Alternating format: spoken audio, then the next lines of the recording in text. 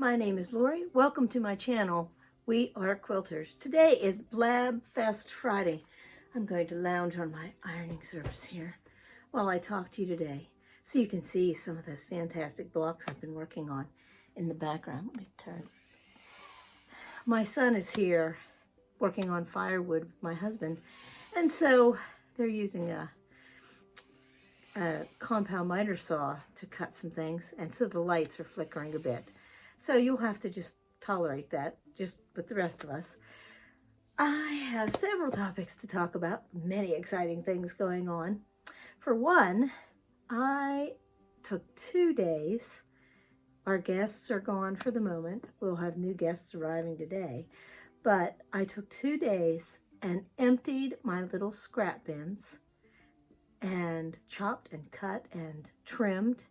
And I got this lovely stack of, ooh, it's like a strobe light in here. It's like a disco. I got this lovely stack of, I hope it doesn't blow anything.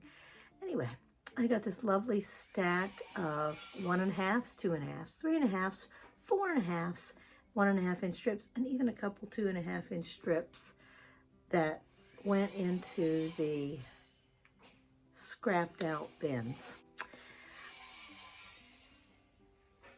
That was a 2-day project, and I have not had my bins cleaned out in West Virginia for so long that, oh, it's even shameful.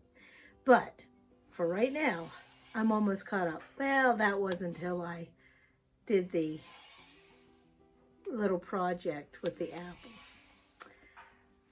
So we went to Vinnie's to do a little bit of shopping and have some fun. And we went yard sailing, and I found myself a new toy. I'm calling it a fly eye. And I did try to take some video. Here's take a look at the video. These are always fun. Kids' toy. This one is wooden. So I think I paid 50 cents for it, but I'm going to have great fun with it.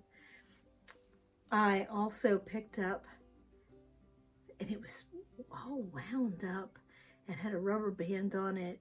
It said 99 cents, and I got a senior discount, so it was more like 70 cents. And I always buy one surprise bag of fabric or bundle like this, as long as it's not real expensive.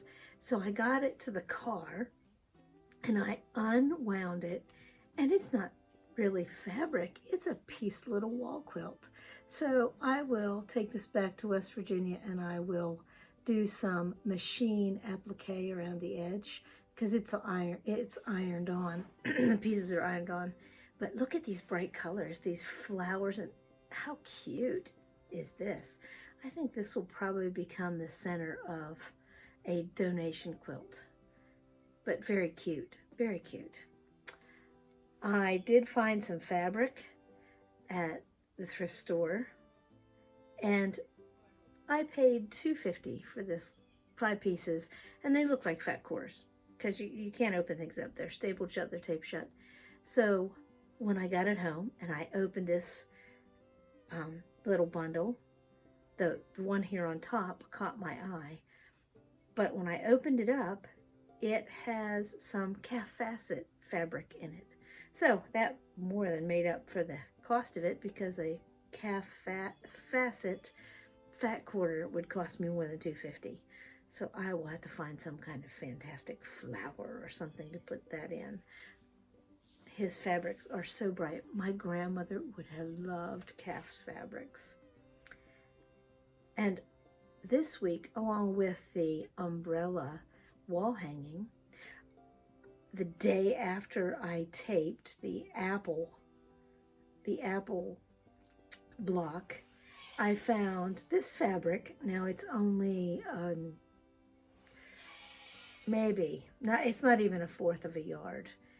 It might be more like 1/6 of a yard, but I think it'll be enough to put sashing in between these cute little apples. And I know I have some of this fabric at home in West Virginia to also use for border.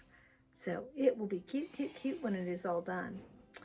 I did work on new weather blocks. There are 5 of them back on the board there, and I will take some close-up pictures right here so that you can see them.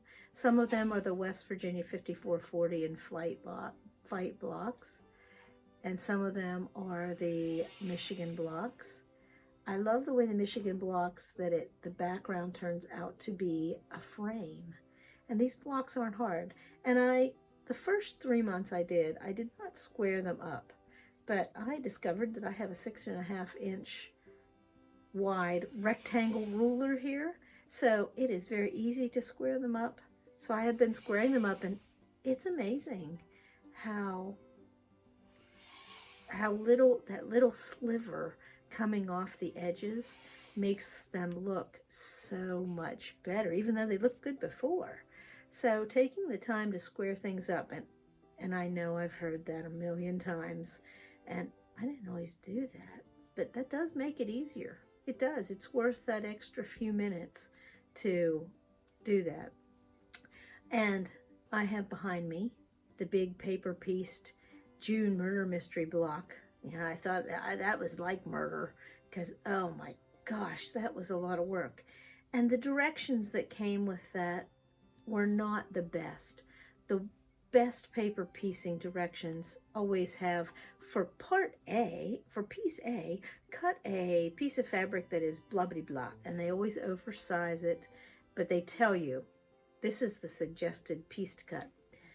This pattern just had, oh, it will take various sizes of fabric. What? Yeah, that was not helpful. So before I started, I went through and figured out that if I cut 2-inch strips or 1.5-inch strips and a couple squares cut in half, that would take care of most of my pieces. So, but, oh, I heard lots of people complaining. And then the July block was the curved pieces, the Rob Peter to Pay Paul block. And that seemed like a joy and easy compared to the paper piece block. And I've done quite a bit of paper piecing. So it is not my favorite technique. It is very good for getting precise points, but it is, I'm going to say, tedious is my word for paper piecing. I did a few things on my list. I made a pillowcase for the southwest room, which is not in the southwest part of the house, but we decorated it with southwest things. You remember me showing you the picture of the cross stitch and the home interior painting that came from a yard sale. But I think it's a home interior painting. And they are so similar that we hung them one on top of the other. Can you tell the difference? And last, but your favorite part of the day, viewer pictures. Marion sent me 3 fantastic things to share with you. She sent me a Christmas wall hanging, and she has been blinging this up for quite a while with sequins and beads. I love this wall hanging. It is so cute. And these little gingerbread men, so adorable. And there's her helper, Baxter, holding down the fort. She says it's been way too warm in Portland for Kitty to lay in the big box bump out window. Oh my gosh, those lights. I hope that they're stacking things soon and done cutting, because, woo, I'm feeling like I'm in a disco. She also sent a great picture of her great-grandmother's crazy quilt. And she said that there are some places that need to be fixed and repaired. And I think all crazy quilts of an age, because they used to use alkali things to set the colors in darker fabrics. So some of the older velvets, usually satins, are deteriorated even if they haven't been exposed to heat or light. But this is still a fantastic velvet and other sorts of fabric crazy quilt.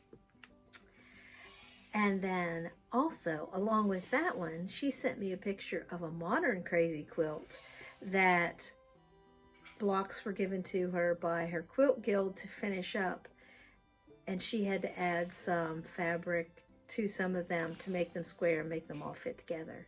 So very cute, very nice.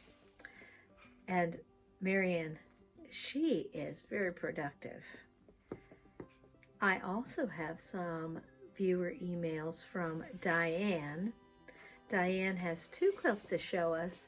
The first one is a quilt she made for her son, and she used scraps from her grandson's quilt that she made a little while ago to make this quilt. And she even mentioned some scrap fabrics that had blackout curtains. Now, I liked her, the way she put it was she wanted to make sure that it was viable fabric. So she stuffed it in the washer and it held up very well and did not fade. So she used that as the backing for her son's quilt because it held up to being washed. And that is a very important thing when you are making a quilt for a gift that you know will be used. And the last quilt I have to show you also came from Diane. And she has this, she is lucky to be a keeper of this precious quilt. She did some research and she thinks that it was made in the 1890s. It belonged to her grandfather. It was made by his grandmother. And look at this gorgeous fan quilt. It is tied.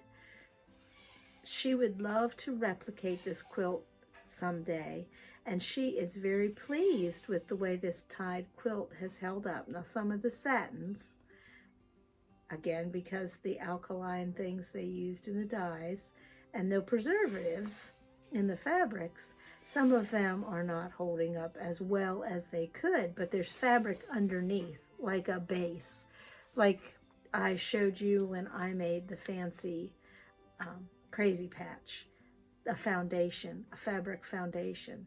So it keeps it from shifting and moving as much and makes it more viable. So I am going to continue on with my disco, turn off some of my lights so that the guys can keep working on the wood pile. I hope you have a fantastic weekend, and we will see you on Monday for more Upskill Monday. We are going to turn feathers into vines. See you then.